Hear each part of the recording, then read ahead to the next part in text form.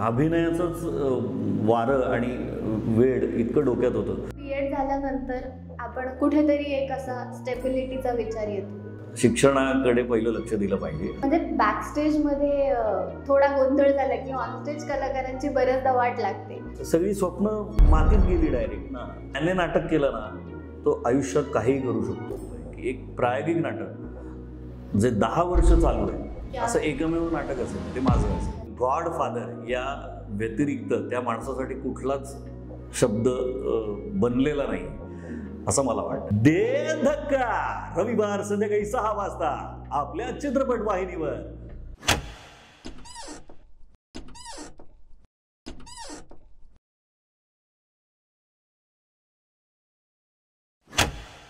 Hello everyone, welcome to the podcast series of stage whispers.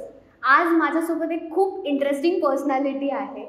नाटक, अभिनय, त्यामध्ये दिग्दर्शन झालं, सिनेमा झाला, व्हॉइस ओव्हर्स झाले, डबिंग झालं, अशा अनेक क्षेत्रांमध्ये आपली ओळख निर्माण करणारे, आपला ठसा उमटवणारे मंगेश सातपुते सर आज माझ्यासोबत आहेत. वेलकम सर, खूप खूप नमस्कार. आणि जेव्हा मला कळलं हा पॉडकास्ट आपण करतोय तर मला असं झालं की मी सिनेमाबद्दल बोलू, मी नाटकाबद्दल बोलू, व्हॉइस ओव्हर्सबद्दल बोलू की डबिंगबद्दल बोलू, काय नेमकं मी कशाबद्दल बोलणार आहे. तर आज मला इथून खूप काही मिळणार आहे हे नक्की. तर मी खूप एक्सायटेड आहे आणि खूप क्युरियस आहे या कन्व्हर्सेशनसाठी. पण मला सगळ्यात आधी तुम्हाला हा प्रश्न विचारायचा आहे की अशी कुठला क्षण होता का एक पर्टिक्युलर की जिकडे तुम्हाला लक्षात आलं की हां मला हे करायचं आहे. कशाबद्दल? अभिनयाबद्दल की अभिनय म्हणा किंवा नाटक म्हणा, या क्षेत्रात एकंदर. हा म्हणजे अभिनयाचं म्हणाल तर ते लहानपणी जेव्हा मी गणेशोत्सवात फॅन्सी ड्रेस कॉम्पिटिशनमध्ये भाग घेत होतो आणि बक्षिसं मिळवत होतो तेव्हा पहिली जाणीव झाली की येस आपल्यामध्ये काहीतरी एक स्पार्क आहे किंवा काहीतरी आहे आपल्यामध्ये. खूप म्हणजे तेव्हा 7वी 8वी पेक्षाही म्हणजे 5वी 6वीत वगैरे असेल, असं खूप लहान होतो. आणि मग शाळेत माझी जी शाळा होती प्रीमियर ऑटोमोबाईल्स लिमिटेड कंपनीची शाळा, गांधीबाल मंदिर हायस्कूल, तर ते दरवर्षी राज्यनाट्य स्पर्धेत भाग घ्यायचे आणि सुरेश मगरकर ती नाटकं बसवायचे. सो त्यांनी एका नाटकामध्ये त्यांना नायकाच्या बालपणीचा रोल करणारा म्हणजे बालकलाकार हवा होता म्हणून मग त्यांनी शाळेत ऑडिशन ठेवलं. ऑडिशनमधनं 5 मुलं आणि 5मधनं मला सिलेक्ट केलं. आणि मग ते राज्यनाट्य स्पर्धेच्या तालमी ते आमच्या शाळेच्या हॉलमध्येच जिथे आमचे कार्यक्रम व्हायचे तिथेच त्या तालमी चालायच्या. आणि मग ते संपूर्ण जग बाहेरचं म्हणजे नागपूर दौरा वगैरे असं सगळं त्यात नाटक पहिलं या मुंबईच्या ठाण्याच्या केंद्रातनं, महाराष्ट्रातनं पहिलं, हे सगळं त्या वयात बघितल्यानंतर माझे एक सर होते. ते म्हणाले की तू 10वीला चांगले मार्क मिळव आणि तू रुईयाला जा, कारण रुईयाचं हे जास्त चांगलं आहे, काय म्हणतात त्याला, नाटकाचं बॅकग्राऊंड किंवा नाटकामध्ये रुईया महाविद्यालयाचं नाव खूप चांगलं आहे. सो असं ते त्या बालपणीच लक्षात आलं की येस आपण काहीतरी अभिनय क्षेत्रात जाऊन करायला पाहिजे. आणि अभिनयाचा किडा खूप वाईट असतो. तो कॉलेजमध्ये घेऊन गेला, मग पुढे या क्षेत्रात घेऊन आला. पण तेव्हाही कॉलेजमध्ये असताना ठाम होतं की हेच करायचं आहे असं? ते म्हणजे म्हणजे मी तर 11वी ते 15वी मी ज्या एकांकिकांमध्ये काम केलं, म्हणजे आता मुलांचं सिलेक्शन पण होत नाही आताच्या काळामध्ये, तर मी 11वी ते 15वी ज्या एकांकिकांमध्ये काम केलं त्या एकांकिकेचे जे दिग्दर्शकच इतके ग्रेट होते त्यावेळेचे.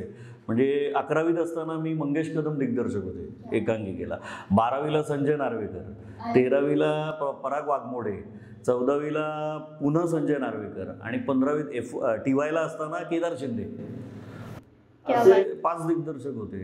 त्यामुळे म्हणजे काय विषयच नव्हता की दुसरं काय करण्याचा. अभिनयाचंच वारं आणि वेड इतकं डोक्यात होतं की, आणि प्रत्येकाला तो तरी काळ असा होता की प्रत्येकाला ॲक्टरच व्हायचं असायचं. प्रत्येकाला अमिताभ बच्चन व्हायचं, प्रत्येकाला शाहरुख खान व्हायचं. म्हणजे शाहरुख खान, आमिर खान वगैरे आम्हाला येडे वाटायचे, हे कुठे ॲक्टिंग येते यांना, आम्ही अँटीला आम्ही जे करतो ना त्याला ॲक्टिंग म्हणतात असं वाटायचं. त्यामुळे ते त्यावेळेला असं काय म्हणजे त्यावेळेला अक्कलही नसते पहिली गोष्ट की काय करायचं किंवा काय करायला हवं याची म्हणजे तशी जाणीव नसते. मग जेव्हा तुम्ही एका विहिरीतनं समुद्रात पडता आणि हातपाय मारायला सुरुवात करता आणि मग नाकातोंडात पाणी जातं, त्यावेळेला कळतं की अरे बापरे, आता काहीतरी ठरवायला पाहिजे, काहीतरी एका दगडावर पाय ठेवायला पाहिजे असं. आणि मग तुमचं रुईया झाल्यानंतर मग तुम्ही तेव्हाच आविष्कारमध्ये पण काम करत होता? हा, म्हणजे मी 11वीच्या सुट्टीतच मला चंदू सरांनी येळकोट नावाच्या नाटकात सिलेक्ट केलं होतं. कारण ते म्हणजे एकांकिकेत बघूनच INTला त्यांनी एकांकिका बघितली सप्टेंबर-ऑक्टोबरमध्ये आणि सुट्टीमध्ये साधारण एप्रिल-मेच्या सुट्टीमध्ये लगेच त्यांनी मला तोच मुलगा हवा आहे. क्या बात आहे. ते त्या येळकोटमध्ये आविष्कारच्या नाटकात माझी एंट्री झाली. म्हणजे एकीकडे कॉलेजमधले एवढे छान छान दिग्दर्शक आणि त्याच वेळेस चंद्रकांत कुलकर्णींसोबत काम. वा वा वा. आणि मग रुईया नंतर बाहेर पडल्यावर BEd? नाही, मग MA केलं युनिव्हर्सिटीमधनं. आणि मग आता MA मराठी, सगळं मराठीत आहे. BA मराठीत, MA मराठीत, BEd मराठीत आणि दुसरा सब्जेक्ट भूगोल जो घ्यावा लागतो, एक सेकंड सब्जेक्ट. पण TY झाल्यानंतर कसं की आता आम्हाला असं वाटलं की MAला ॲडमिशन घेतलं की पुन्हा कॉलेजमधनं INT करायला मिळेल. MAला ॲडमिशन घेतलं तर असं कळलं की नाही ते तिकडे लेक्चर युनिव्हर्सिटीत असतात कलिनाला. माझ्या घराजवळ होतं, मी कोरल्याचं असल्यामुळे. पण एकांकिकेत काम करायला मिळणार नाही म्हटल्यानंतर आता काय करायचं? मग कुठेतरी एकांकिका बसव. मग कॉलेजचीच एकांकिका बसवली युथ फेस्टिवलला असं. मग म्हणजे तिथून दिग्दर्शन. मग आमच्याकडे तसा नियम पण होता की जो पासआउट होईल ना त्याला युथ फेस्टिवल डिरेक्ट करायला द्यायचं. पण मी MA पार्ट 1ला ते केलं, म्हणजे दिग्दर्शन केलं. हां, तेव्हाही काय म्हणजे दिग्दर्शन येत होतं की नाही तेही माहिती नाही, पण केलं. मग पुढच्या वर्षी मी जेव्हा मला वाटतं सिद्धार्थ कॉलेजची एकांकिका बसवली INTला, ती तिसरी आली त्यावेळेला, तेव्हा जाणीव झाली की अरे आपण दिग्दर्शन करू शकतो. की आपल्यामध्ये जो सेन्स ऑफ ह्युमर नावाची जी गोष्ट असते, कारण तोपर्यंत मी संजय नार्वेकर, केदार शिंदे ह्या लोकांसोबत काम केलं होतं. त्यांचा प्रत्येकाचा जो ह्युमर होता तो वेगळा होता आणि त्यांचा पिंडही वेगळा होता, त्यांचा जॉनरा वेगळा होता विनोदाचा. सो मला असं वाटलं की अरे ते कुठेतरी झिरपलं की काय आपल्यामध्ये, की आपल्या किंवा आडात असेल ते पोहऱ्यात आलं असेल कदाचित, असं असेल.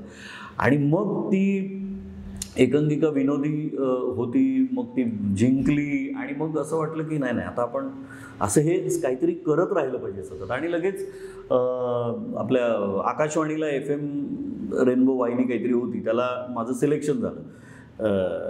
म्हणजे ट्रेनिंग सुरू झालं निवेदक म्हणून. आणि ट्रेनिंग संपलं, आता मी उद्या ऑन एअर जाणार आणि माझं BEdला ॲडमिशन झालं. अरे बापरे. म्हटलं की आता शिक्षणाकडे पहिलं लक्ष दिलं पाहिजे. आणि मग 1 वर्ष निमूटपणे BEd केलं. मग निवेदन नाही केलं? ते ट्रेनिंग वाया गेलं. त्याचा उपयोग पुढे झाला आयुष्यात. पण ती संधी कशी आली होती? ती सिलेक्शन असतं त्यांचं प्रॉपर. अच्छा, ऑडिशन. 100-200 लोक आले होते. ऑडिशन असतं मे मध्ये. अ दर्जा, ब दर्जा असं ग्रेड्स असतात त्याला. त्याच्यात हो माझ्याबरोबर गणेश आचवल, मधुरा उपाध्ये, रश्मी वारंग हे सगळे लोक सिलेक्ट झाले होते, जे आता त्या क्षेत्रामध्ये नामची नाही असं. पण मग BEd झाल्यानंतर आपण कुठेतरी एक असा स्टेबिलिटीचा विचार येतो आणि या क्षेत्रात अर्थात काही शाश्वती नाही तुम्हाला काय होईल.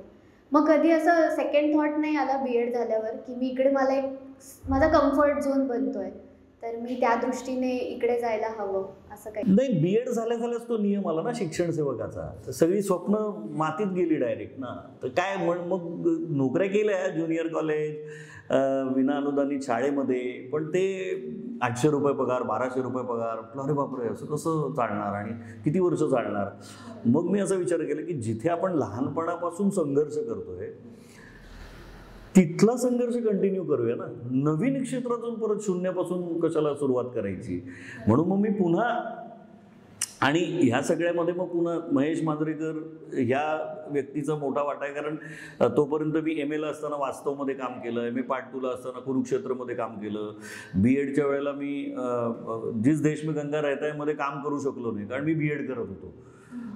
आणि लगेच BEd झाल्या मला तेरा मेरा सात रे सिनेमामध्ये काम करण्याची संधी मिळाली.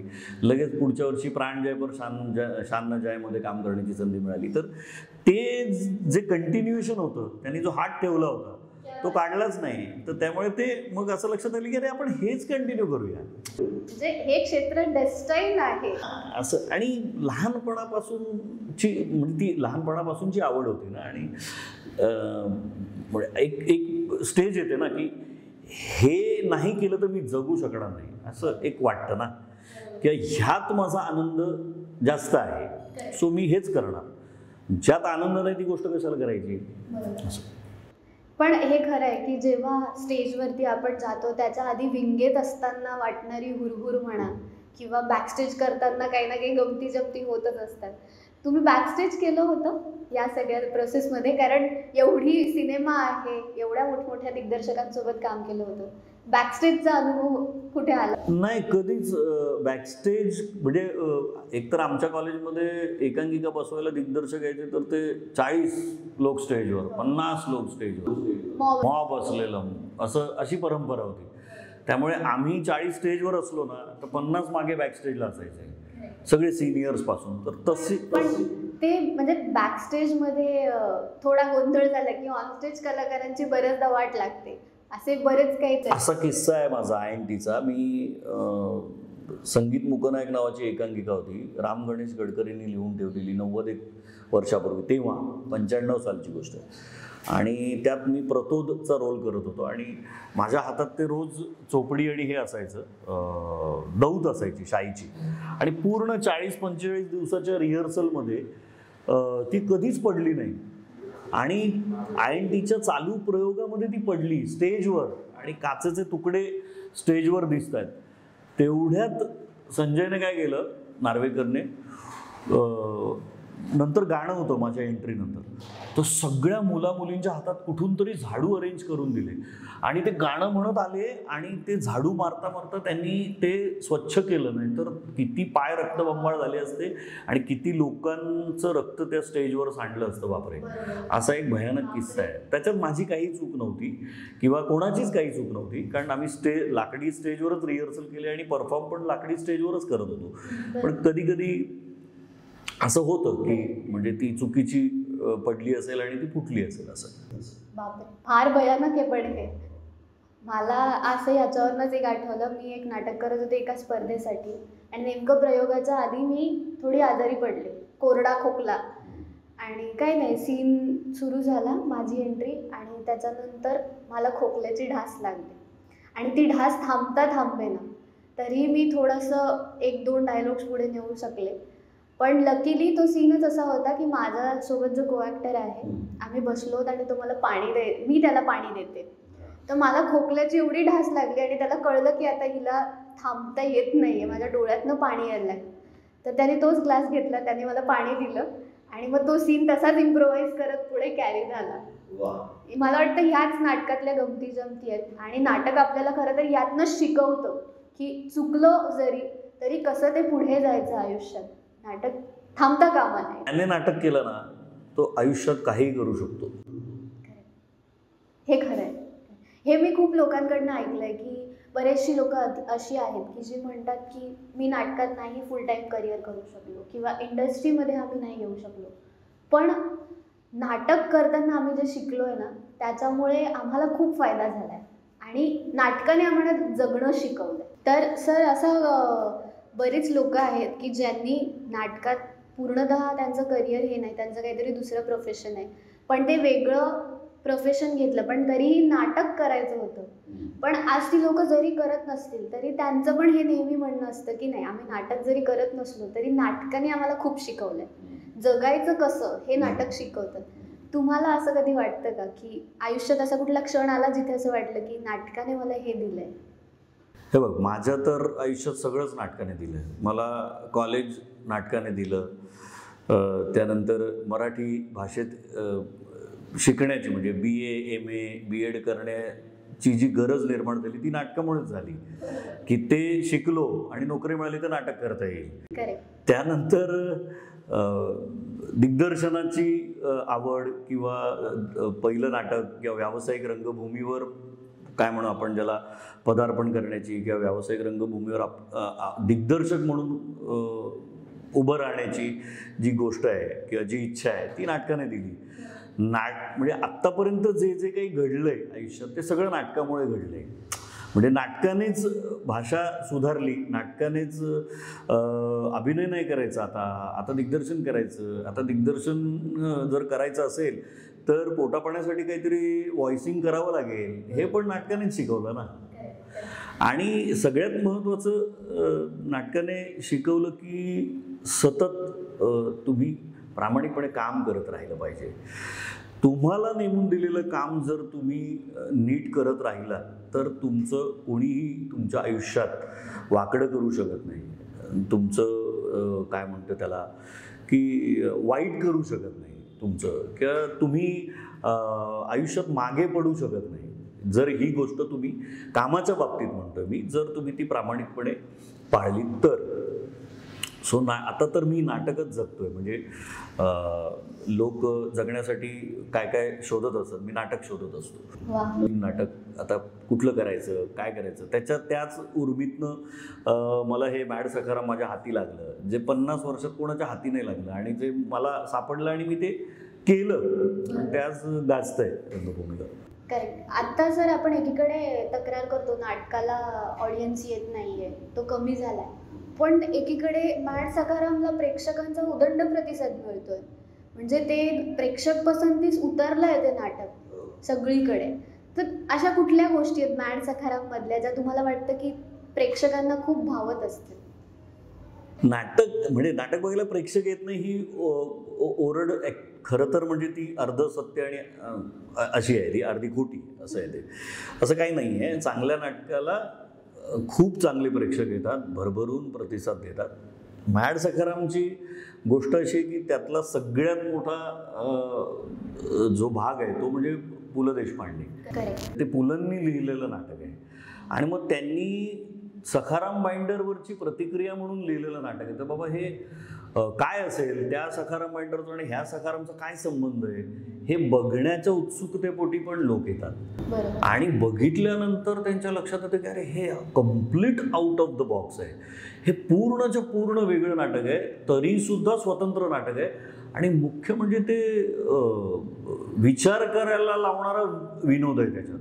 म्हणजे त्या अंतर्मुख करणारं विनोदी नाटक आहे ते. असं नुसतं हसलो आणि घरी गेलो असं नाटक नाही आहे ते. त्यातला जो विनोद आहे तो तुम्हाला अंतर्मुख करतो, तो तुम्हाला विचार करायला भाग पाडतो, तो तुम्हाला कोर्टात उभं करतो, तो तुम्हाला तुमची उलट तपासणी घेतो, असा विनोद आहे. म्हणजे तेंडुलकरांनी लिहिलेल्या सखारामचं विडंबन आहे काय? अजिबात नाही. पुलंनी भरपूर नाटकांची विडंबनं केली, थट्टा केली असं म्हणतात, टिंगलटवाळी केली असं समीक्षक आणि इतरही लोक म्हणतात. त्यातली काही नाटकं मी वाचली आहेत. म्हणजे वेटिंग फॉर गोदोचं विडंबन केलं आहे त्यांनी, गोदू वाट पाहते नावाने, किंवा खुर्च्या नाटक जे होतं त्याचं विडंबन केलं त्यांनी, खुर्च्या कंसात भाड्याने आणलेल्या असं.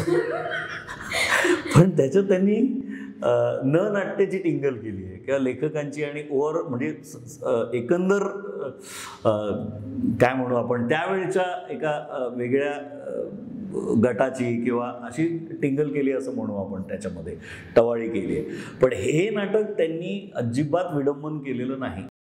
तर हे नाटक त्यांनी विजय तेंडुलकरांच्या बाजूने, म्हणजे त्यांच्या समर्थनार्थ, त्यांना पाठिंबा दर्शवण्यासाठी लिहिलेलं नाटक आहे. आणि 72 साली तेंडुलकरांचं सखाराम बाइंडर आलं. 2 वर्ष त्याच्यावर गदारोळ उठला, 2 वर्ष ते होऊ नये म्हणून लोकांनी निदर्शनं केली, सगळ्या बाजूने प्रयत्न केले ते बंद पाडण्याचे. आणि 74 साली एक रिॲक्शन म्हणून पुलंनी ते नाटक लिहिलं. सो हे विडंबन नाही आहे. तर संस्कृती रक्षकांनी असं म्हटलं की हे चालणार नाही, हे आमच्या संस्कृतीत बसत नाही, तर पुलंनी असं विचारलं हे नाटक लिहून की हे चालेल का, असं ते नाटक आहे. तर ते असं संपूर्ण संस्कृतीच्या आवरणामध्ये, वेष्टनामध्ये छान छान गोड गोड भाषा बोलणारा, संस्कृत प्रचूर भाषा बोलणारा असा तो सखाराम त्यांनी उभा केला आणि प्रश्न विचारले. आता मॅड सखारामचे प्रयोग आता 13 ऑक्टोबरला मॅड सखारामचा रौप्य महोत्सवी प्रयोग आहे यशवंत नाट्य मंदिर माटुंग्याला. 13 ऑक्टोबर नंतर पण आहे. हो, त्यानंतर सलग प्रयोग आहे. 26-27 कोल्हापूर आहे, 26-27 ऑक्टोबर. 12 नोव्हेंबर NCP आहे, 22 नोव्हेंबर NMSCC आहे, डिसेंबरमध्ये जळगावला परिवर्तन नाट्य महोत्सव त्याच्यात आहे. आता सलग हां. पण त्याला आणि मला वाटतं छान प्रतिसाद तर मिळतोच आहे. प्लस मला वाटतं यावेळेस आता त्यांना झीची नामांकनं सुद्धा आहे. हो, झी नाट्यगौरव प्रायोगिक विभागात 5 नामांकनं होती नाटकाला. नाटक, सर्वोत्कृष्ट नाटक, सर्वोत्कृष्ट दिग्दर्शक, सर्वोत्कृष्ट सहाय्यक अभिनेत्री 2 आणि सर्वोत्कृष्ट अभिनेता 5 नॉमिनेशन्स होते. पण सर आता प्रायोगिक वरती आपण आलो. एकीकडे तुमचं हे सगळं काम सुरूच आहे, नाटक म्हणा, सिनेमा म्हणा, बाकी डबिंगची कामं, जे काही म्हणजे कमर्शियली तुमची कामं झाली, पण तरीही प्रायोगिक तत्वावरती तुम्ही अजूनही त्या रंगभूमीशी जोडलेले आहात. काही फरक वाटतो तुम्हाला दोन्ही याच्यावरती काम करतात? नाही, म्हणजे असं फरक बिरक काही मी तरी करत नाही. फक्त झालं असं की मी 2008ला पहिलं व्यावसायिक नाटक केलं, म्हणजे आलं माझं. ते पण माझा मित्र होता प्रसाद कांबळी, म्हणजे आहे प्रसाद, तो उभा राहिला म्हणून ते माझं पहिलं व्यावसायिक नाटक रंगभूमीवर आलं. आणि शेवटचं नाटक म्हणजे व्यावसायिक जे मी केलेलं ते 2017 साली आलं. तर या साधारण 2008 ते 2017 एवढ्या मोठ्या कालावधीत फक्त 4 व्यावसायिक नाटकं आली. तर मी असं ठरवलं की आपल्याला जे करायचं ते करूया. हे व्यावसायिक आणि प्रायोगिक भेद आपण बाजूला ठेवूया आणि आपल्याला कशात आनंद मिळतो ते करूया. म्हणून मग मी ते दरवर्षी ठरवून 2019 साली जे होईल ते पाहावे नावाचं नाटक केलं. मग कोरोना आला म्हणून करता नाही आलं. मग 2018 साली मराठी वाङ्मयाचा घोळीव इतिहास नावाचं नाटक केलं मी, जे मराठी वाङ्मयाचा गाळीव इतिहास नावाचं पुस्तक आहे पुलंचं, त्याच्यावर आधारित होतं. त्याचे प्रयोग आजही चालू आहेत. असं सो आपल्याला जे करायला मिळतं ते करूया आणि काहीतरी वेगळं शोधूया, वेगळं करण्याचा प्रयत्न करूया. म्हणून हे प्रायोगिक रंगभूमी जास्त मला जवळची वाटते आणि तिथे आपल्याला हवं ते करायला मिळतं.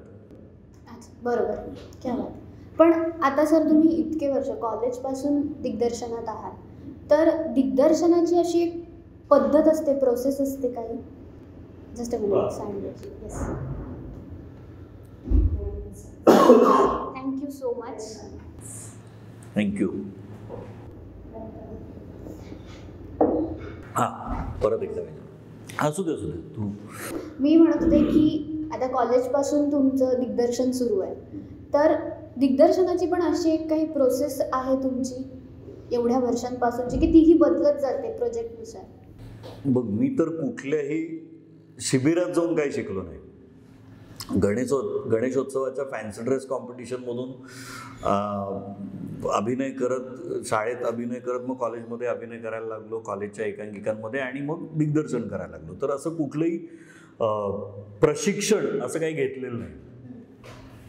त्यामुळे मी जे काही शिकलो मी ज्या दिग्दर्शकांच्या हाताखाली काम केलं, त्या दिग्दर्शकांबरोबर काम करत असताना जे शिकलो त्यातलं काही गोष्टी आत्मसात करत गेलो आणि माझी एक पद्धत मी तयार केली आणि त्या पद्धतीने मी दिग्दर्शन करतो.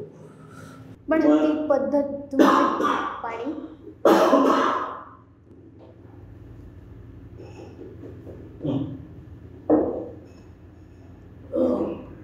हां बोल. पाणी हवंय तुम्ही? नाही, ठीक आहे.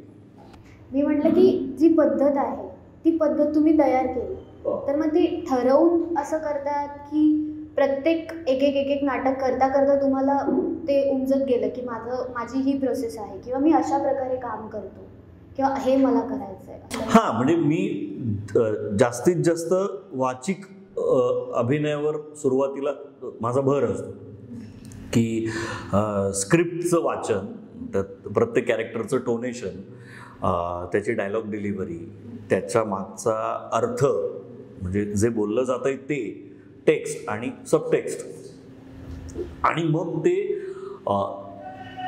जास्तीत जास्त दिवस त्याचं वाचन झाल्यानंतर त्या पात्रांना ते तोंडात बसल्यानंतर, त्यांचे शब्द रुळल्यानंतर त्यांना कंटाळा येईपर्यंत वाचन घेतो मी. म्हणजे ते असं म्हणतात, आता बसवायला घे बाबा तू नाटक. तेव्हा मग मी स्टँडिंगला जातो. अशी माझी पद्धत आहे. मग तोपर्यंत सेटचं डिझाईन आलेलं असतं, तोपर्यंत सगळ्या पात्रांना ते काय बोलताय त्याच्या मागचा अर्थ कळलेला असतो. मला ते दिसायला लागलेलं असतं की ह्या वाक्याला इथून उठून तिथे जाईल, तिकडची वस्तू घेईल, परत येईल, इथे बसेल किंवा तिकडे बघेल. हे सगळं त्या वाचनामध्ये दिसायला आपोआप दिसायला सुरुवात झालेली असते. आणि मग ते म्हणजे उभं करणं, ॲक्च्युली त्याला बसवणं म्हणतो आपण, पण ते उभं करत असतो ते सोपं होऊन जातं ना. आणि मग त्याच्यानंतर फिनिशिंग, डिटेलिंग वगैरे या सगळ्या गोष्टी मला खरं सांगायचं तर चुका करून शिकायची जास्त म्हणजे माझी ती ट्रायल अँड एरर आपण त्याला म्हणतो तर तशी पद्धत आहे की कोरीव काम मी नंतर करतो. पहिलं सगळं रफ असं बसवून घेतो आणि मग त्यातलं बारीक बारीक बारीक काम आरामात करतो असं. क्या बात. हे पूर्ण नाटकाला पण एक एक एक एक जसं आपल्याकडे वेगळं काहीतरी स्क्रिप्ट येतं त्यामधल्या मग कॅरेक्टरनुसार किंवा नाटकानुसार तुम्ही गोष्टी बदलत असाल. क्या बात आहे. पण ह्यामध्ये सुद्धा सर ह्या क्षेत्रात काम करणारे जे आहेत असं काही आहे का की या लोकांना ह्या स्किल्स गरजेच्या आहेत, हे तुम्हाला आलं पाहिजे, असलं पाहिजे तुमच्यात, असं काही असतं? वाचन त्यांनी केलं पाहिजे. म्हणजे अगदी रोजचा पेपर वाचला तरी खूप झालं आजच्या काळात. म्हणजे लोकसत्ता, महाराष्ट्र टाइम्स, सकाळ, काय कुठलाही मी म्हणेन की पेपर तो त्या नटांनी किंवा या क्षेत्रात येणाऱ्या कुठल्याही व्यक्तीने तो वाचला पाहिजे. पेपर तरी किमान. पुस्तकांकडे आपण नंतर येऊ की कुठली पुस्तकं वाचली पाहिजेत किंवा रादर पुस्तकं वाचली पाहिजेत, नाही का. दुसरी गोष्ट, भाषेवर काम केलं पाहिजे. म्हणजे ती जी पात्राला आवश्यक असणारी भाषा असेल, सगळ्या प्रकारचं वाचलं तर ते कुठेतरी त्या भाषेचा वापर केला जाईल किंवा भाषेचा वापर करताना त्याचा उपयोग होईल ना. म्हणजे तुम्हाला इनपुट कधी मिळणार? जर तुम्ही वाचलंच नसेल तर तुम्हाला इनपुट नाही मिळणार. इनपुट नाही मिळणार, तुम्ही आउटपुट काय देणार? बरोबर. सो ह्या दोन गोष्टी तरी तुम्ही केल्या पाहिजेत असं मला वाटतं. म्हणजे आपण जर मराठीमध्ये काम करतोय, सतत मराठी मराठी मराठी असं बोंबलत फिरतो, मराठी अस्मिता असं म्हणत बसतो, तर त्यासाठी हे केलं पाहिजे ना. मराठी पेपर विकत घेतला पाहिजे, मराठी पुस्तक विकत घेतलं पाहिजे, मराठी दिवाळी अंक विकत घेतले पाहिजेत, ते वाचले पाहिजेत, ॲटलिस्ट डोळ्याखालनं घातले पाहिजेत, नाही का. तर कोण लेखक आहेत बाबा आज लिहिणारे, आजच्या काळातले तरुण लेखक आहेत, कवी आहेत, कोण आहेत ते तर कळलं पाहिजे तुम्हाला. बरोबर. आपण स्किल्सवरती होतो सर. आणि मला एक प्रश्न आहे, आत्ता तुम्ही आल्यापासून मी तुमच्याशी बोलते आहे तर मला असं तुम्ही फार ह्युमर आणि फारच असं क्युरियस हॅपनिंग वाटतं. पण राग येतो का तुम्हाला तालमेत वगैरे? हो, येतो ना राग. येतो? हो. कसं डील? मनासारखं करत नसतील तर राग येतो किंवा 100 वेळा सांगूनही न समजल्यासारखं बोललं कोणी तर राग येतो. कसं डील करता मग ते? आता जरा वेगळी पद्धत अवलंबतो. आता जरा शांत बसतो. पूर्वीसारखं चिडचिड करत नाही किंवा शिवीगाळ करत नाही. शांतपणे हँडल करतो ती सिच्युएशन. पुन्हा एकदा समजवण्याचा प्रयत्न करतो की त्यांना विचारतो की बाबा काय नाही कळलं तुम्हाला असं. पण खूप वेळा आता मध्ये पण मी माझ्या अराउंड एक प्रोजेक्ट चालू होता आणि तेव्हा जी अराउंड लोकं होती त्यांच्या आमच्या चर्चा चाललेल्या आणि डिबेट असं होतं की कलाकार म्हणून चांगलं बनायचं असेल तर माणूस म्हणून चांगलं असणं गरजेचं आहे का? तर काहींचं म्हणणं होतं नाही, हे काही गरजेचं नाही, तुम्ही काम चांगलं करताय. काहींचं असं होतं की नाही, शेवटी तेच रिफ्लेक्ट होणारे वगैरे. तुम्हाला याबाबत काय वाटतं? मला दोन्ही बाजू महत्त्वाच्या वाटतात. असं पण आपल्या म्हणजे जेव्हा तुम्ही व्यावसायिक दृष्ट्या येता तेव्हा मग ते म्हणतात की नाही तो माणूस खूप चांगला आहे, पण ॲक्टर फार बरा नाही रे असं पण बोललं जातं ना. तो अरे तो ॲक्टर थोडा 19-20 आहे, माणूस म्हणून काय रे मस्त आहे रे. तर काय आता ते शेवटी तुम्ही इथे काम करायला आलाय ना, इथे नातेसंबंध जोडायला कोणी येत नाही किंवा सो प्रोफेशनलिझमचा विचार केला तर तुमचं काम तुम्हाला व्यवस्थित आलंच पाहिजे असं मला वाटतं. इट डझंट मॅटर माणूस म्हणजे दोन्ही गोष्टी काही गरजेचं नाही आहेत असलंच पाहिजे असं नाही. दोन्ही गोष्टी गरजेच्या आहेत असं मला वाटतं. म्हणजे माणूस म्हणूनही चांगलं असलं पाहिजे आणि नट म्हणून किंवा तुम्हाला जे काम दिलंय ते पण तुम्हाला चांगलं येत असलं पाहिजे ना, असं मी म्हणतो. जे खूप रेअर आहे आपल्याकडे. एखादा चांगला दिग्दर्शक असेल, तो माणूस म्हणून चांगला असेलच असं काही सांगता येत नाही. पण असे एक लोक आहेत, म्हणजे मी बघितलेत माझ्या आयुष्यात, की जे डिरेक्टर म्हणून पण चांगले आहेत आणि माणूस म्हणूनही उत्तम आहेत. म्हणजे मी त्यांच्यासोबत काम केलं आहे. पण आता सर पुन्हा एकदा मला मगाशी आपण मॅड सखारामबद्दल बोललो, तर त्याच्याच बरोबर आता तुमचं अजून एक नाटक सुरू आहे की मराठी वाङ्मयाचा घोळीव इतिहास. घोळीव इतिहास हे नाटकाचं नाव आहे. हो. आणि मराठी वाङ्मयाचा गाळीव इतिहास हे पुस्तकाचं नाव आहे. अरे गाळीव घोळीव म्हणजे मला थोडंसं पहिले कन्फ्यूज झाले मी की नाटकाचं नाव नेमकं काय की ते जे पुस्तक आहे पुलंचं, ते complete out of the box असलेलं, म्हणजे वेगळंच पुस्तक आहे ते. म्हणजे साहित्याच्या इतिहासावरच्या पुस्तकाचं केलेलं विडंबन आहे पुलंनी. हां, म्हणजे ज्यांनी मराठी वाङ्मयाचा इतिहास लिहिला त्यांची खिल्ली उडवण्यासाठी पुलंनी ते पुस्तक लिहिलं. खरं तर ते पुस्तक नंतर आलं. आधी त्यांनी मौजमध्ये कॉलम सारखं ते लिहिलं आणि मग त्याचं एकत्रित करून पुस्तक छापलं गेलं. सो त्या नाटकाचा प्रयोग झाल्यानंतर आम्ही ते नाव बदललं अशासाठी की लोक पुलंचं मराठी वाङ्मयाचा गाळीव इतिहास हे पुस्तक डोक्यात घेऊन ते बघायला येऊ लागले आणि ते काहीतरी ओव्हर एक्सपेक्टेशन्स घेऊन यायला लागले. आणि मग ऑब्व्हियसली म्हणजे ते नावं ठेवायला लागले किंवा त्यांना त्यांचं काही अपेक्षापूर्ती झाली नसेल किंवा होत नसेल किंवा ते स्वतंत्रपणे या नाटकाकडे बघू शकत नसतील माझ्या, असं असेल. पण माचकरांनी ते अतिशय उत्तम पद्धतीनं त्या पुस्तकाचं नाट्य रूपांतर केलं असं माझं स्वतःचं मत आहे. तर त्याच्या प्लॉटमध्ये मुलं घोळ घालतात असा प्लॉट आहे. म्हणजे जी मास्तरची जी 5 टाळकी आहे ती 5 टाळकी पण आम्ही पुलंच्याच वेगवेगळ्या पात्रांवरनं इन्स्पायर्ड असलेली घेतलेली आहे, प्रेरित आहेत ती त्या पात्रांवरनं. म्हणजे बबडूवरनं बंडू आहे किंवा सखाराम घटनेवरनं गणू आहे, अशी पात्र आहेत ती. समजलं की नाही? सो मुलं घोळ घालतात म्हणून मग ते नाव बदलून आम्ही मराठी वाङ्मयाचा घोळीव इतिहास असं केलं. इतकं सिम्पल आहे, बाकी काही नाही. आणि सगळ्यात महत्त्वाचं म्हणजे काय तर नाटक चांगलं आहे म्हणून ते 2018 साली सुरू झालं आणि 2024 सालापर्यंत सुरू आहे आणि 2028 पर्यंत मी ते सुरू ठेवणार आहे. 10 वर्ष मी माझा असा संकल्प आहे की एक प्रायोगिक नाटक जे 10 वर्ष चालू आहे असं एकमेव नाटक असेल ते माझं असेल. खरंच आहे. आणि ही एक अचिव्हमेंट आहे मोठी की एखाद नाटक एवढे वर्ष खंड न करता सुरू राहणं ही खरंच खूप मोठी अचिव्हमेंट आहे. कारण की 1-2 थोडेफार प्रयोग होतात, नंतर काही ना काहीतरी प्रॉब्लेम येतात. पण एवढ्या वर्ष 18 पासून ते आत्तापर्यंत केलं हीच एक मोठी गोष्ट झाली आहे. आणि निगेटिव्ह किंवा वाईट बोलणाऱ्यांसाठी, नकारात्मक बोलणाऱ्यांसाठी मी सांगू इच्छितो की 8 नोव्हेंबर 2018ला पुलंच्या जन्मशताब्दी निमित्त या नाटकाचा 8 नोव्हेंबरला प्रयोग झाला त्यांच्या जन्मदिवशी रवींद्र नाट्य मंदिरला. आणि 1 जानेवारी 2019ला या पुस्तकाची नवीन प्रत बाजारात आली. म्हणजे नवीन आवृत्ती काढावी लागली त्यांना आणि तिचं खप अजूनही चालू आहे, सुरू आहे. आणि जेव्हा मला पुस्तक हवं होतं तेव्हा मला ते मिळत नव्हतं बाजारात आणि मला मुंबई मराठीमध्ये जाऊन ते वाचावं लागलं. तर ही या नाटकाची अचिव्हमेंट आहे. आणि हे त्या म्हणजे माणसाचं, त्या महाराष्ट्राच्या लाडक्या व्यक्तिमत्वाचं काय म्हणू पुण्याई आहे. ही पुलंची पुण्याई आहे की त्यांच्या पुस्तकावर नाटक यावं, ते हिट व्हावं, त्या पुस्तकाची आवृत्ती निघावी आणि ते 10 वर्ष चालावं, हे त्यांची पुण्याई आहे. आपलं काय, आपण फक्त निमित्त मात्र.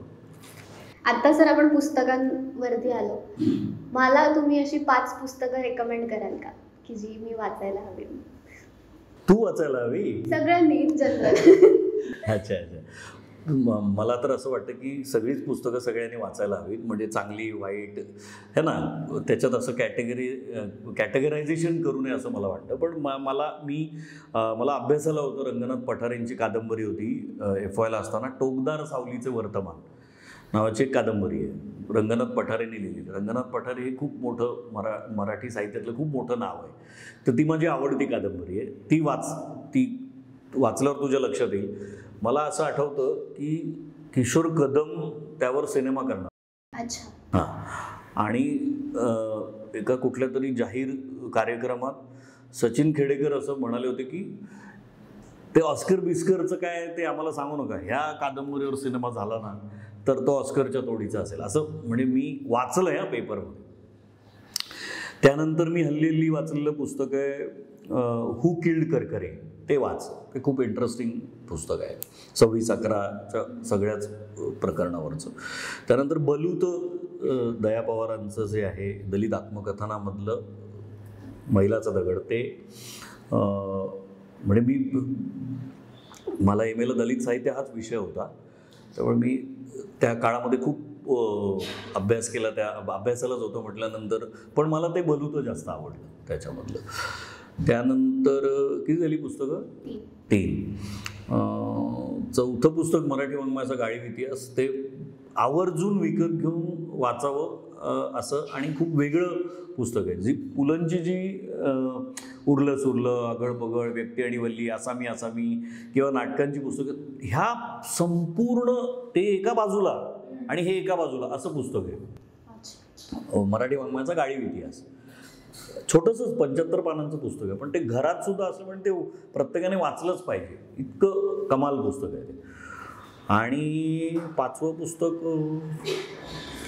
यादी काढलेली बघतो, 5वं काहीतरी आहे.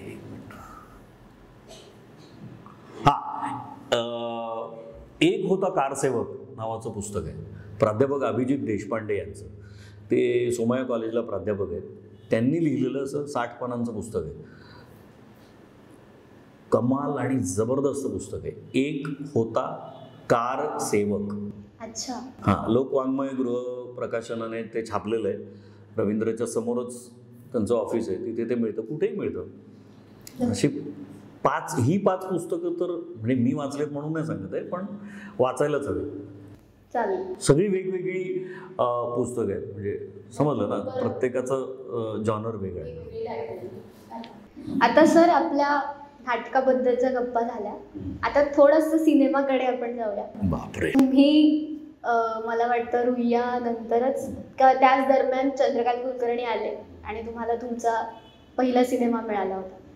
तेव्हा जेव्हा तुम्हाला चंद्रकांत कुलकर्णी येऊन म्हणाले की हा रोल तुम्हाला करायचा आहे, कन्फर्म झालं, तेव्हा मनात काय विचार होते, काय वाटलं त्या मोमेंटला?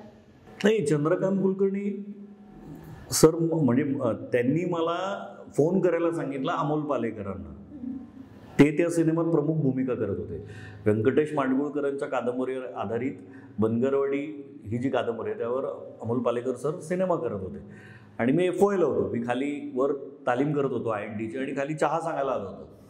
तेव्हा सर भेटले आणि त्याच्या आधी मी सरांसोबत काम केलं होतं येळकोटमध्ये. तर सर म्हणाले की अरे मंग्या तू काय करतो? म्हटलं सर INTची प्रॅक्टिस चालू आहे. एक काम कर, नंबर घे आणि सरांना अमोल पालेकर सरांना फोन कर.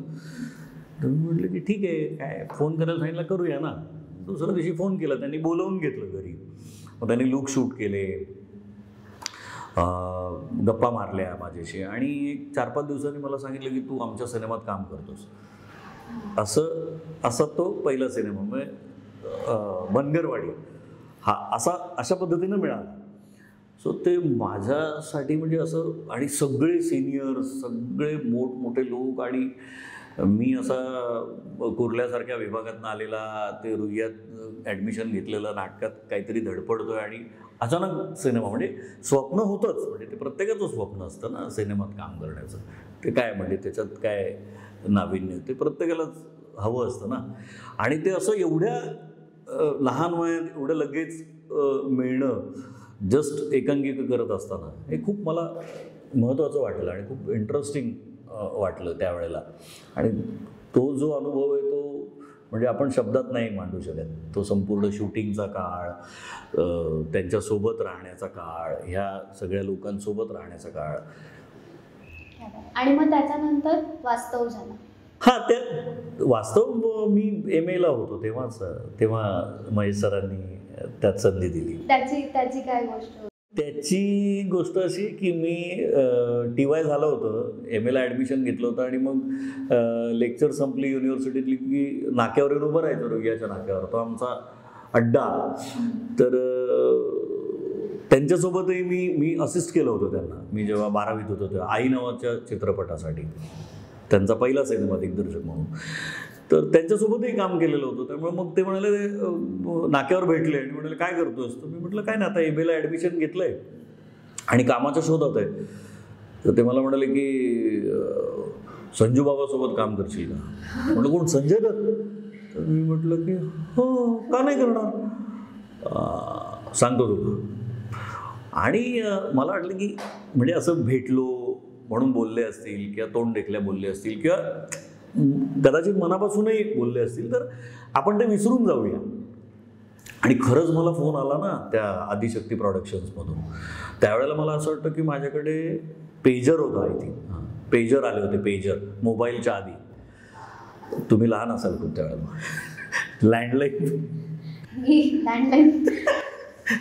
लँडलाईन नंतर एक संपर्काचं माध्यम आलं होतं पेजर. त्याच्यात फक्त मेसेज यायचे, प्लीज कॉल ऑन नंबर असं.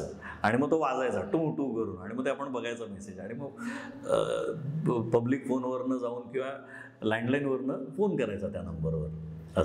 असं तो पेजर आलेला. तर त्याच्यावर मला मेसेज आला आणि मग मी गेलो. तर खरंच महेश सरांनी मला त्या सिनेमात कास्ट केलं होतं. आणि तो एक म्हणजे तो पुन्हा एक वेगळा अनुभव. संजय दत्त आणि सगळे सोबतचे सहकारी भरत जाधव, सतीश राजवाडे, निलेश दिवेकर, अतुल काळे, मकरंद अनासपुरे, संजय नार्वेकर, माझा म्हणजे अभिनयातला गुरु, तो पण त्याच्यात प्रमुख भूमिकेत. म्हणजे हे सगळं इतकं भारावून टाकणारं आणि खूप काही असं शिकवणारं असं होतं. तर धमाल होती ती सगळी. पण वास्तव झाल्यानंतर गाजलेला चित्रपट आहे तो अर्थात, त्याच्यानंतर मग कामं मिळवणं किंवा ओळखी होणं हे काही बदललं, सोपं झालं हे थोडंसं? बघण्याचा दृष्टिकोन फक्त बदलला इतरांचा. जे म्हणजे आपल्याला नेहमी भेटत होतं ते असं वेगळ्याच ह्याने की अरे वास्तवमध्ये काम केलं. तर मला असं काही वाटत नव्हतं की मी काही खूप ग्रेट केलं आहे.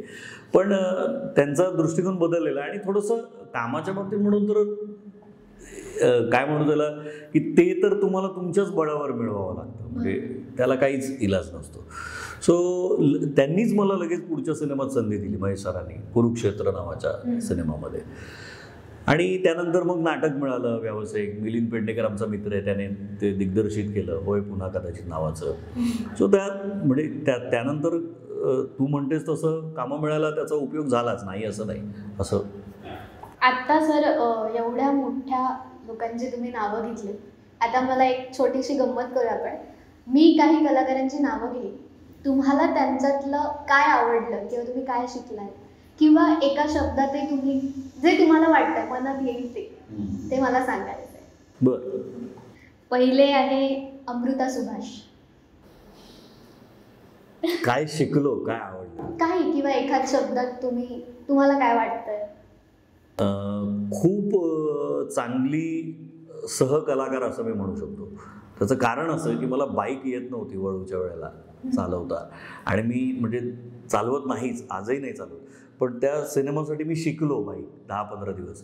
आणि तिला जेव्हा कळलं की याला बाईक चालवता येत नाही आणि मला याच्या मागे बसायचं आहे, तेव्हा तिने जे सहकार्य केलं किंवा तिने जो आत्मविश्वास दिला, त्यामुळेच ते सगळे शॉट्स मी देऊ शकलो असं मला वाटतं.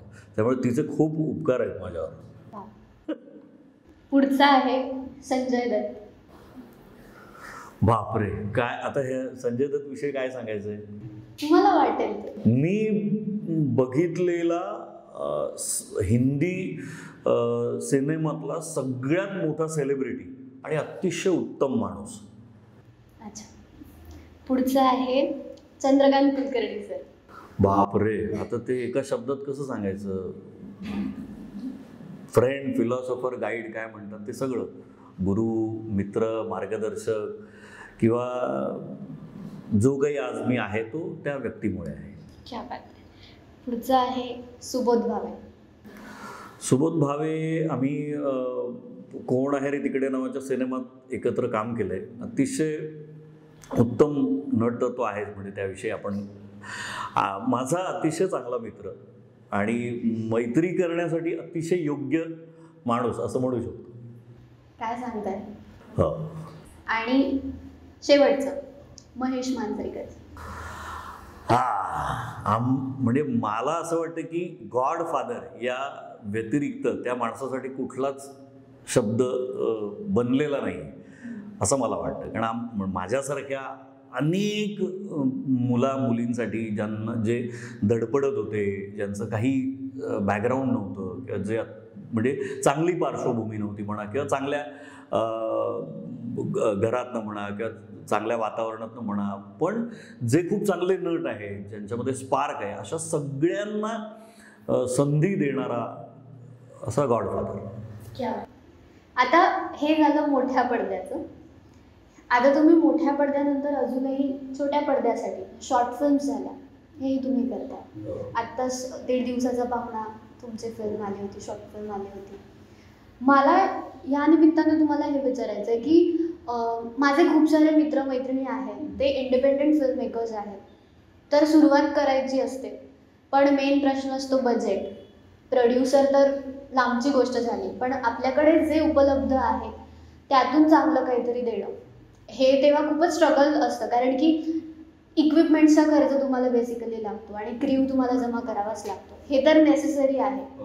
तर त्या दरम्यान काय करावं, कसं काम करायला हवं, किंवा त्यांना तुम्हाला काही असं सांगता येईल का?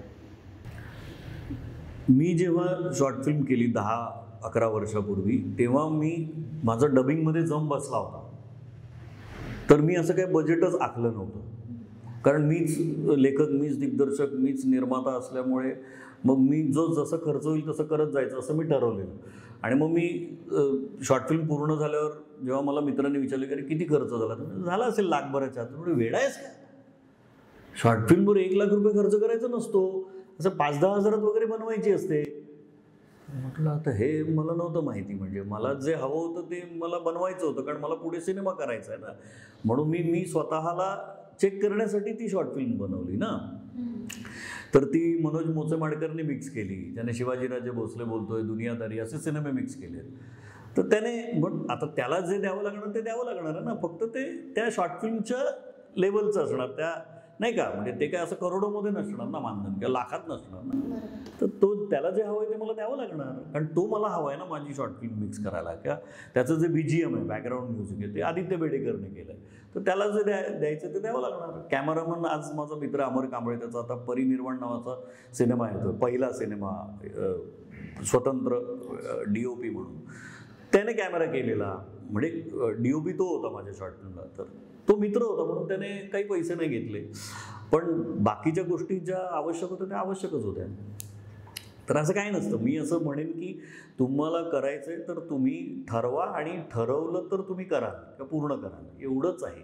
पैसे ही अडचण असूच शकत नाही असं मला वाटतं त्याच्यामध्ये, म्हणजे शॉर्ट फिल्म करण्यासाठी. ते आपोआप उभे राहतील किंवा लोक आपोआप तुमच्या मदतीला धावून येतील असं मला वाटतं. म्हणजे मी तरी, मला जर कोणी आता माझे खूप असे मित्र आहेत किंवा ओळखीचे लोक आहेत जे अरे दादा शॉर्ट फिल्म केले, त्याचं डबिंगचं काय करायचं, घेऊन ये, दाखव, आपण करू. तर एकही पैसा न घेता किंवा काही मानधन न घेता मी फॉली हा करून देईल किंवा साऊंड मिक्स हा करेल, की तुझं काय क्राऊड डबिंग असेल तर मी करून देतो, असं मी केलेलं आहे. जिथे अडलंय तिथे होऊ शकतं. म्हणजे तुम्ही सुरुवात करा, बाकी गोष्टी आपोआप होत जातील. आता जर शॉर्ट फिल्मही झालं, सिनेमाही झालं, सगळं झालं, पण एक खूप महत्वाची हे राहिलंय की मागचे कित्येक वर्ष, आज मला वाटतं 12-13 वर्षांपेक्षा जास्त वर्ष झाले असतील, झी टॉकीजचा जो आवाज आहे तो तुमचा आवाज आहे. चॅनल व्हॉइस जो आहे तो तुम्ही आहात. म्हणजे झी टॉकीजची ओळखच एक प्रकारे तुम्ही म्हणता आवाजाद्वारे तुम्हीच आहात. तर ती संधी कशी आली? त्याचं खूप इंटरेस्टिंग किस्सा आहे. 2008-09च्या सुमारास चॅनल लॉन्च झालं, आणि माझ्या आधीचे माझेच सिनियर सहकारी काम करत होते चॅनल व्हॉइस म्हणून. आणि मग त्यांना कुठेतरी ते बिझी होऊ लागले, त्यांना त्यांची कामं वाढली, म्हणून मला माझं नाव तिकडे सुचवण्यात आलं. ते कोणी सुचवलं ते मी शेवटी सांगतो. आणि नाव सुचवलं, गेलो आणि काम झालं असं नव्हतं. ते गेलो, ऑडिशन दिलं तर रिजेक्ट. एकदा गेलो, दोनदा गेलो, तीनदा गेलो, 10 वेळा गेलो. बापरे. 10 वेळा. हां, म्हणजे असं. तर मला कळत नव्हतं की एक्झॅक्टली काय लागतं किंवा काय असायला हवं किंवा काय काम, म्हणजे चॅनल व्हॉईस म्हणून काय काम असतं किंवा त्याच्यासाठी एक वेगळं काही लागतं का वगैरे असं काही. कारण तेव्हा फक्त लिपसिंगचं डबिंग करत होतो, म्हणजे इतरांना आवाज देण्याचं काम करत होतो. आणि एके दिवशी त्यांचा फोन आला की तुम्हाला असं असं प्रोमो करायला यायचं आहे. मग मी गेलो. म्हटलं आता आधी रिजेक्शन झालं म्हणून काही राग नव्हता मनात किंवा काय, उलट असं वाटत होतं की अरे करायला मिळालं तर शिकायला मिळेल ना, शिकायला मिळालं तर पुढे जाता येईल असं. सो त्यांनी बोलवलं आणि मग ते करून घेतलं. मग त्यांची अशी एक सूचना होती, तक्रारवजा सूचना होती, तुम्ही खूप ओरडून बोलता. तर म्हटलं हो, मी नाटकवाला आहे, त्यामुळे आम्हाला असं एक पट्टी आम्ही वरच बोलतो आणि त्याच्यात कानावर हेडफोन आले की अजून एक पट्टी वाढते. म्हटलं बघा ना जरा, तुम्ही त्याच्यासाठी प्रयत्न करा ना. म्हटलं हो सर, मी नक्की प्रयत्न करेन सर. आणि मग ते सुरू झालं. मग असं आधी असं होतं की अर्धवेळ म्हणून जॉईन झालो आणि मग 2011 म्हणजे 2008-9 ते 11 असं सलग 2-2.5 वर्ष मी पार्ट टाईम होतो. म्हणजे आणखीनही 1-2 लोक ते करत होते. आणि मग 2011 साली त्यांनी विचारलं की आता तुम्ही पूर्ण वेळ हे कराल का. म्हटलं का नाही करणार. आणि म्हणजे जिथे मला 10 वेळा रिजेक्शन आलं, त्याच चॅनलने विचारणं ही खूप मोठी गोष्ट होती. तोपर्यंत मी स्वतःला डेव्हलप केलं होतं म्हणा, किंवा त्यांना जे हवं होतं ते देण्यात, त्यांची अपेक्षा पूर्ण करण्यामध्ये यशस्वी झालं होतं म्हणा, काही जे आपण म्हणू ते. त्यामुळे ते घडून आलं. आणि माझं नाव सुचवलं होतं स्वाती सुब्रमण्यम यांनी. आणि त्या झी मराठीचे प्रोमोज फिमेल व्हॉईसमध्ये त्या करायच्या. अच्छा. स्पॉन्सर प्रोमोज किंवा ओव्हरऑलच सगळ्या, एखादं फिमेल ओरिएंटेड सिरियल असेल तर त्याचा प्रोमो त्यांच्या आवाजात असायचा. पण सर आता खूप जण आहेत की ज्यांना या क्षेत्रात करिअर करायचं आहे, पण आत्ता जेव्हा ऑडिशन्स असतात व्हॉइस ओव्हरसाठी किंवा डबिंगसाठी, तर मग त्यांना पण तिकडे पोर्टफोलिओ वगैरे लागतो आपला. मला काय आहे म्हणजे डबिंगच्या क्षेत्रात करिअर करायचं असेल तर आता वर्कशॉप्स आणि शिबिरच एवढी आहेत की सर्रास लोक त्या शिबिरात जातात आणि शिकून येतात आणि आम्हाला फोन करतात की मी असं वर्कशॉप केलं आणि मला डबिंग करायचं. अच्छा. ठीक, उत्तम. त्यांना सांगतो या तुम्ही बघा, बसा आणि ऑडिशन देऊन झालं तर. नाही, आधी बसा तर बघायला. आणि मग तुम्हाला जेव्हा वाटेल की 2 सिनेमा, 3 सिनेमे, 4 सिनेमे, 5 सिनेमे बघितले आणि आता मी माईकवर जाऊ शकतो, आता मी बोलू शकतो, एखादं पात्र करू शकतो किंवा एखादी ओळ आली माझ्या वाटेला तर ती मी करू शकतो, असं तुम्हाला कॉन्फिडन्स आला की मला सांगावं, मी तुम्हाला माईकवर उभं करतो. अच्छा. असं. पण मग ते माईकवर गेल्यानंतर ते उघडे पडतात. मग ते कारण ते शेवटी सरावाचं क्षेत्र आहे ना. म्हणजे ते जे तुम्ही शिकून आलेले असतात ते थिअरी असते आणि प्रॅक्टिकल पूर्णच्या पूर्ण वेगळं असतं, वाढून ठेवलेलं. पण मग त्याचा असा काही रियाज असतो की जो करायला हवा. मी तर माझं कामच माझं रियाज, पूजा अर्चना सगळं. पण जसं तुम्ही म्हटलात की कॅमेरा समोर आल्यानंतर, माईक समोर आल्यानंतर नाही तितक्या कन्व्हिन्सिंगली म्हणा किंवा तेवढी तयारी नसते आपली, तर मग ती तयारी झाली पाहिजे माईकच्या समोर येण्याआधी. तर त्याच्यासाठी काय करायला हवं? झाली पाहिजे. मग मी त्यांना क्राऊड डबिंगला बोलवतो. मग ते म्हणजे एकत्र 10 लोक माईकवर उभे आहेत आणि ते स्पॉन्टेनियसली बोलत आहेत. हॉस्पिटलचा सीन आला की हॉस्पिटलची भाषा बोलतात, पोलीस स्टेशनचा सीन आला की पोलीस स्टेशनची भाषा बोलतात. मग त्याच्यामध्ये जर उभं राहून बोलायला सुरुवात केली, आपोआप भीड चेपते ना त्यांची. आणि मग म्हणजे जे सुरुवातीची जी भीती असते ती निघून जाते ना. आणि मग एखादं वाक्य आलं माईकवर बोलायला की ते थोडे रिटेक्स होतात, पण ते ॲटलिस्ट कळतं ना त्यांना की अरे ओके असं म्हणायचं आहे का, हे अपेक्षित आहे का, असं होतं. आणि मग ते करून करून शिकतात. आता माझ्या ग्रुपमध्ये एक साधारण 5 वर्षाच्या मुलापासून 75 वर्षाच्या आजी आजोबांपर्यंत माझ्याकडे व्हॉइसेस आहेत. एक साधारण 50 ते 60 लोक आहेत जे माझ्यासोबत काम करतात. त्यातले जे मधले जे लोक आहेत म्हणजे 20 ते 35-40 वयोगटातले, ते सगळे मी माझ्या एकांकिकेतने आणि नाटकातनं काम करणारे जे लोक आहेत त्यांना मी डबिंगमध्ये संधी दिलेली आहे. ते माझ्यासोबत काम करतात कारण त्यांना परत वेगळं शिकवावं लागत नाही. ते नाटक शिकलेले असतात, एकांकिकातनं काम केलेलं असतं. एक्सप्रेशन्स काय हवेत ते वेगळं सांगावं लागत नाही, किंवा एक्सप्रेशन्स म्हणजे काय ते सांगावं लागत नाही. बरोबर. कुठला भाव हवा आहे किंवा नाही का हे सांगावं लागत नाही त्यांना. त्यामुळे ते त्यांना थोडं पुश केलं की ते आउटपुट देतात आणि ते शिकतात. वा. आता सर आपण झी टॉकीज बद्दल बोललो, एक आम्हाला थोडीशी झलक द्याल का त्याची, काहीतरी थोडंसं? हो देईल ना. वेगवेगळ्या पद्धतीचे जॉनरचे प्रोमोज असतात. म्हणजे काही सिरियस असतात, काही कॉमेडी असतात. फक्त मला चॅनलचं नाव नाही घेता येणार त्याच्यामध्ये, म्हणजे आत्ता या इंटरव्ह्यूमध्ये. तर मी आपल्या चित्रपट वाहिनीवर असं म्हणेन, आता फॉर एक्झाम्पल आता कॉमेडी सिनेमा आहे समजा, तर ते माझं मी डेव्हलप करत गेलो. जसजसं ते स्क्रिप्ट येत गेलं आणि अर्थात ते असायचेच की सर असं नाही असं पाहिजे. पण ते एखादा सिनेमा आहे समजा, आता फॉर एक्झाम्पल दे धक्का हा सिनेमा आहे. तर दे धक्का रविवारी संध्याकाळी 6 वाजता आपल्या चित्रपट वाहिनीवर. तर इतकं म्हणजे एवढं लिहिलेलं आहे ना. आता ह्याच्यात तू काय करू शकतेस किंवा मी काय करू शकतो. तर मी म्हणताना असं म्हटलं की दे धक्का रविवार संध्याकाळी 6 वाजता आपल्या चित्रपट वाहिनीवर. आता हे काय मला कोणी असं दे धक्का असं म्हणायचं कोणी शिकवलं नाही, त्यांनी मला असं सांगितलं नाही. ते माझं मी ठरवलं.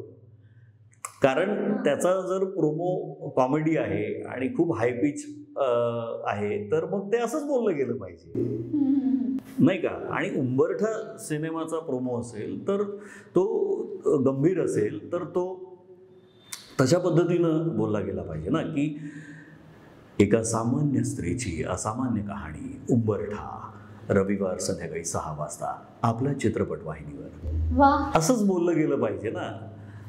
म्हणजे हे प्रोमोवर डिपेंड आहे, हे स्क्रिप्टवर डिपेंड आहे ना. बरं, असं. क्या बात आहे सर. Thank you so much.